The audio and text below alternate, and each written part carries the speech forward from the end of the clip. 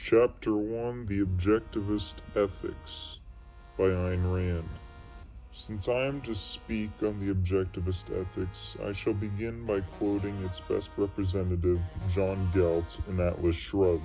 Through centuries of scourges and disasters brought about by your code of morality, you have cried that your code had been broken, that the scourges were punishment for breaking it, that men were too weak and too selfish to spill all the blood it required.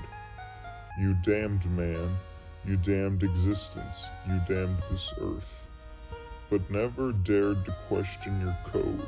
You went on crying that your code was noble, but human nature was not good enough to practice it, and no one rose to ask the question, good?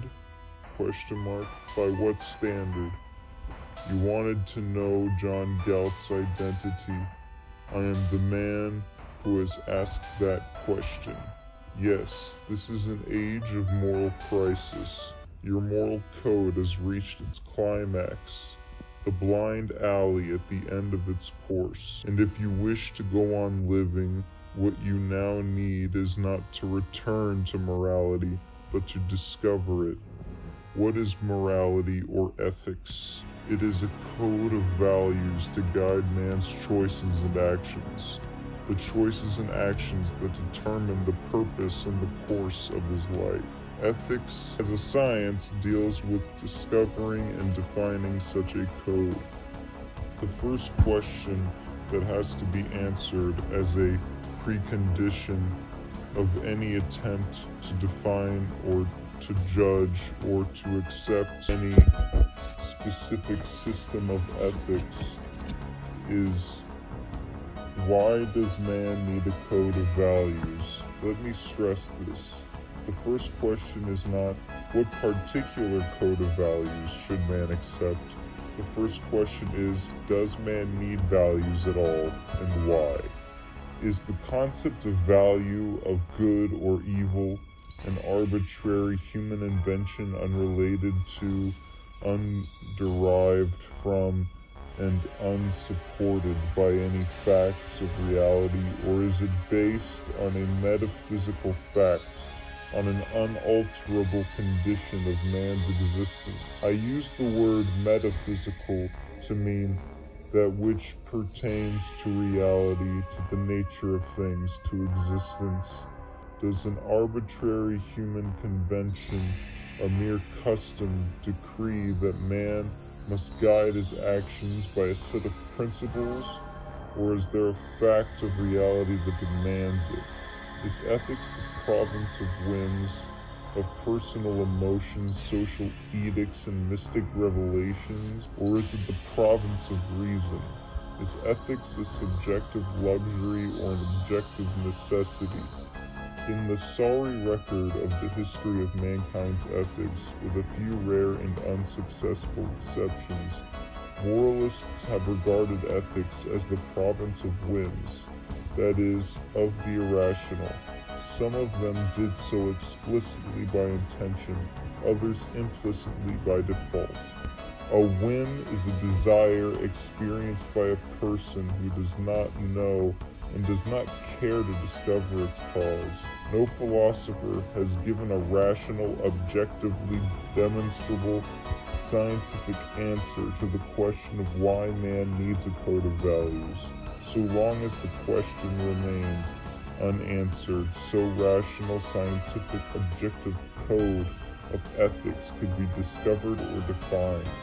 The greatest of all philosophers, Aristotle, did not regard ethics as an exact science.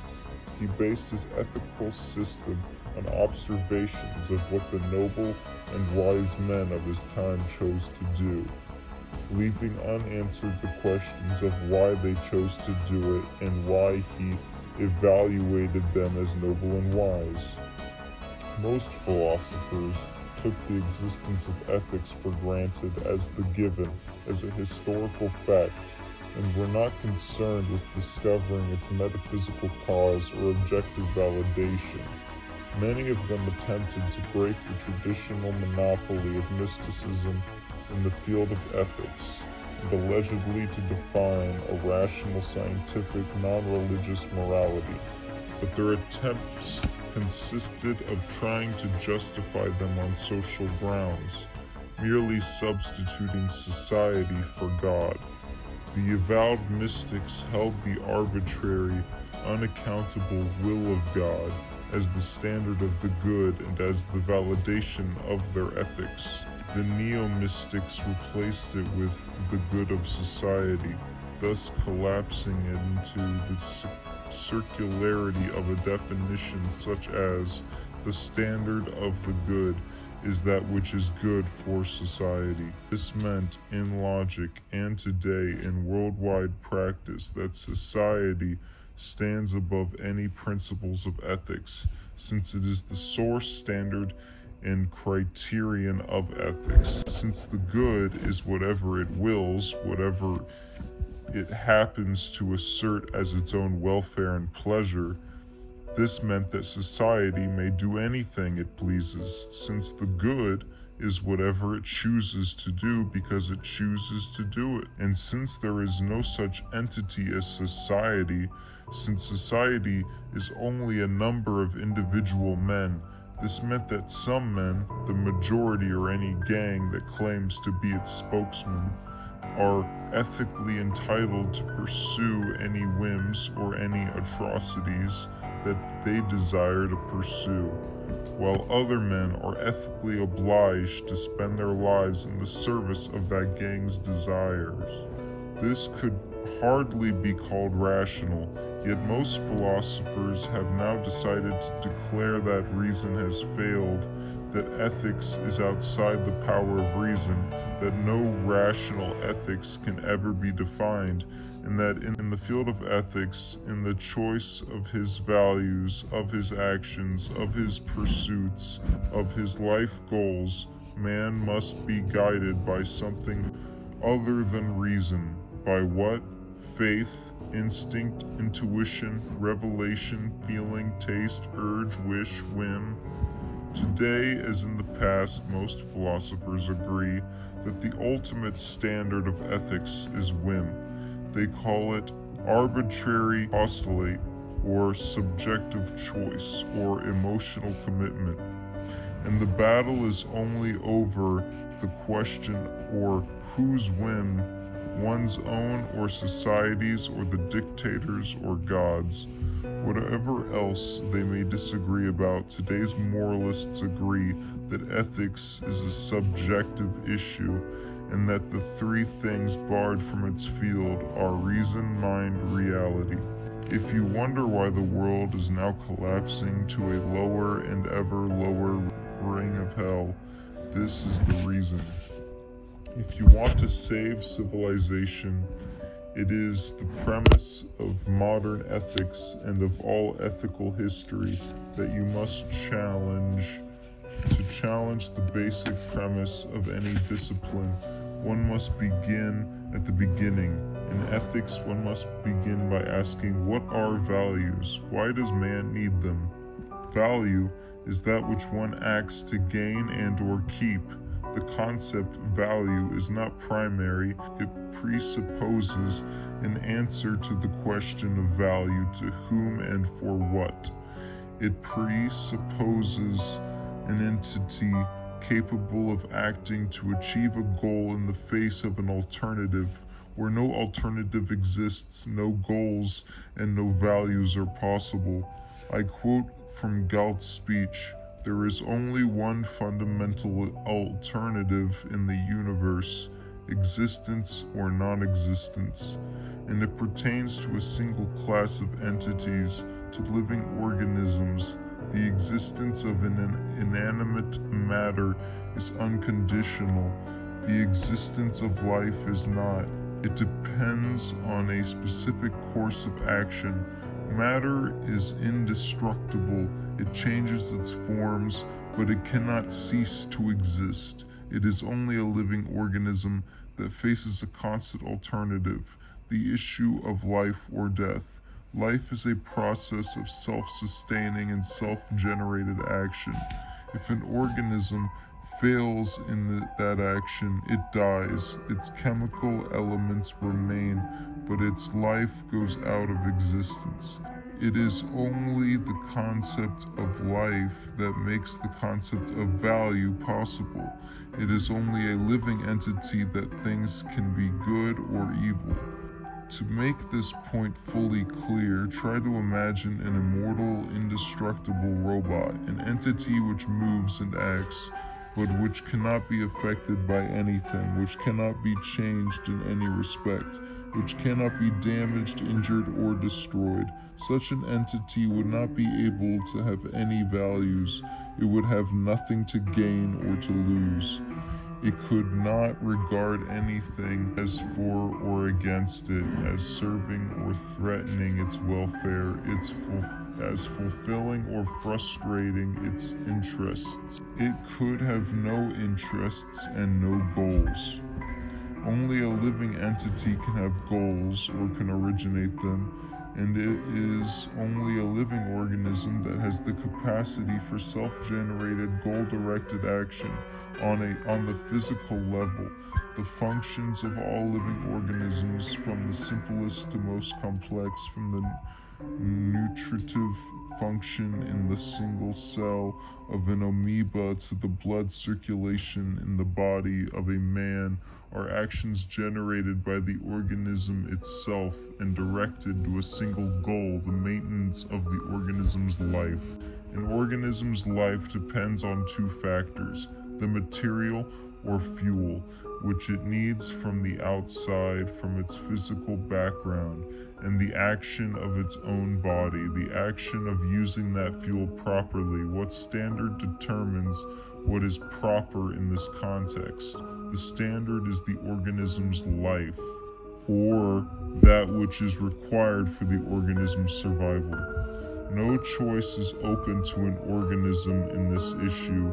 That which is required for its survival is determined by its nature, by the kind of entity it is. Many variations, many forms of adaptation to its background are possible to an organism, including the possibility of existing for a while in a crippled, disabled, or diseased condition, but the fundamental alternative to its existence remains the same. If an organism fails in the basic functions required by its nature, if an amoeba's protoplasm stops assimilating food, or if a man's heart stops beating, the organism dies. In a fundamental sense, stillness is the antithesis of life.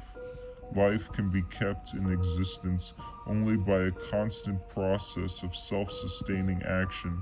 The goal of that action, the ultimate value which, to be kept, must be gained through its every moment. An ultimate value is that final goal or end to which all lesser goals are the means, and it sets the standard by which all lesser goals are evaluated. An organism's life is its standard of value. That which furthers its life is the good. That which threatens it is the evil. Without an ultimate goal or end, there can be no lesser goals or means. A series of means going off into an infinite progression toward a non-existent end is a metaphysical and epistemological impossibility. It is only an ultimate goal, an end in itself, that makes the existence of values possible. Metaphysically, life is the only phenomenon that is an end in itself, a value gained and kept by a constant process of action. Epistemologically, the concept of value is genetically dependent upon and derived from the antecedent concept of life. To speak of value as part from life is worse than a contradiction in terms. It is the concept of life that makes the concept of value possible. In answer to those philosophers who claim that no relation can be established between ultimate ends or values and the facts of reality, let me stress that the fact that living entities exist and function necessitates the existence of values and of an ultimate value, which for any given living entity is its own life. Thus, the validation of value judgments is to be achieved by reference to the facts of reality. The fact that a living entity is determines that it ought to do. So much for the issue of the relation between is and ought. Now, in what manner does a human being discover the concept of value? By what means does he first become aware of the issue of good or evil in its simplest form? By means of the physical sensations of pleasure or pain, just as sensations are the first step of the development of a human consciousness in the realm of cognition, so they are its first step in the realm of evaluation. The capacity to experience pleasure or pain is innate in a man's body. It is part of his nature, part of the kind of entity he is. He has no choice about it, and he has no choice about the standard that determines what will make him experience the physical sensation of pleasure or pain. What is the standard? His life? The pleasure-pain mechanism in the body of man and in the bodies of all living organisms that possess the faculty of consciousness serves as an automatic guardian of the organism's life. Physical sensation of pleasure is a signal indicating that the organism is pursuing the right course of action. The physical sensation of pain is a warning signal of danger, indicating that the organism is pursuing the wrong course of action, that something is impairing the proper function of its body, which requires action to correct. The best illustration of this can be seen in the rare freak cases of children who are born without the capacity to experience physical pain. Such children do not survive for long. They have no means of discovering what can injure them, no warning signals, and thus a minor cut can develop into a deadly infection, or a major illness can remain undetected until it is too late to fight it. Consciousness, for those living organisms which possess it, is the basic means of survival. The simpler organisms, such as plants, can survive by means of their automatic physical functions. The higher organisms, such as animals and man, cannot. Their needs are more complex and the range of their actions is wider. The more complex and the physical functions of their bodies can perform automatically only the task of using fuel, but cannot obtain that fuel.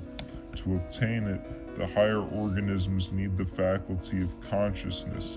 A plant can obtain its food from the soil in which it grows.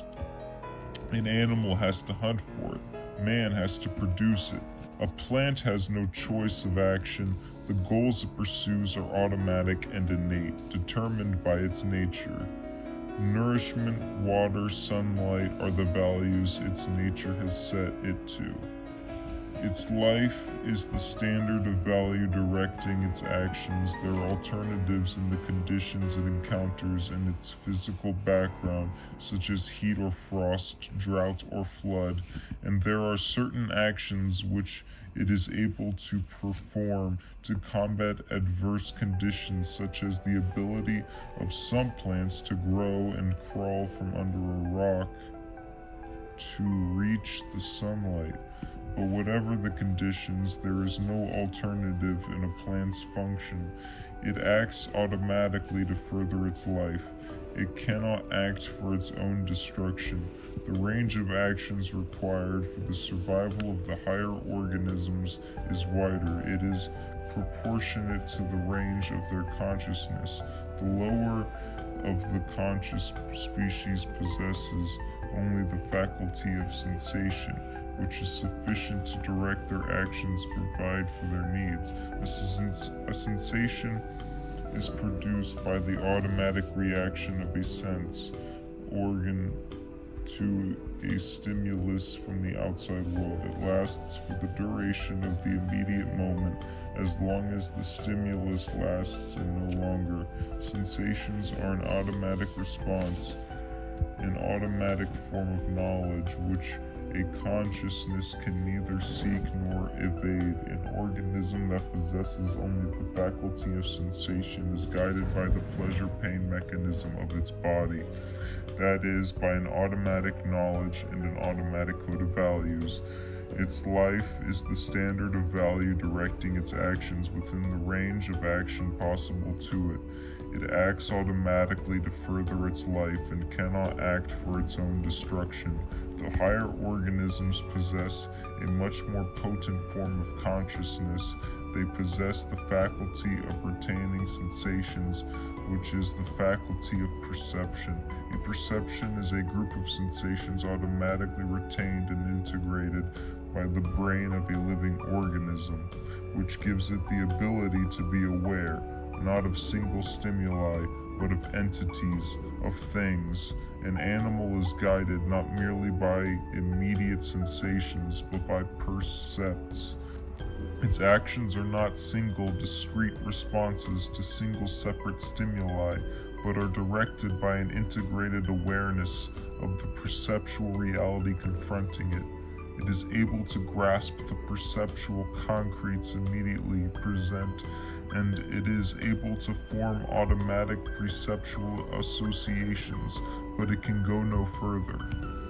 It is able to learn certain skills to deal with specific situations such as hunting or hiding, which the parents of the higher animals teach their young. But an animal has no choice in the knowledge and the skills that it acquires. It can only repeat them generation after generation. And an animal has no choice in the standard of value directing its actions. Its senses provide it with an automatic code of values, an automatic knowledge of what is good for it or evil, what benefits or endangers its life. An animal has no power to extend its knowledge or to evade it. In situations for which its knowledge is inadequate, it perishes, as for instance an animal that stands paralyzed on the track of a railroad in the path of a speeding train. But so long as it lives, an animal acts on its knowledge with automatic safety and no power of choice. It cannot suspend its own consciousness. It cannot choose not to perceive. It cannot evade its own perceptions. It cannot ignore its own good. It cannot decide to choose the evil and act as its own destroyer. Man has no automatic code of survival. He has no automatic course of action, no automatic set of values. His senses do not tell him automatically what is good for him or evil. Someone by the name of Rabid Waffles, who I actually know about because I did a video responding to one of their videos 2 years back, which we will explain later. They comment, Valerie Flowers is the best YouTuber. I'm his biggest fan. He really entertains me with his videos. What a guy. Hilarious and original. Hilarious and original. Hilarious and original. Hilarious and original.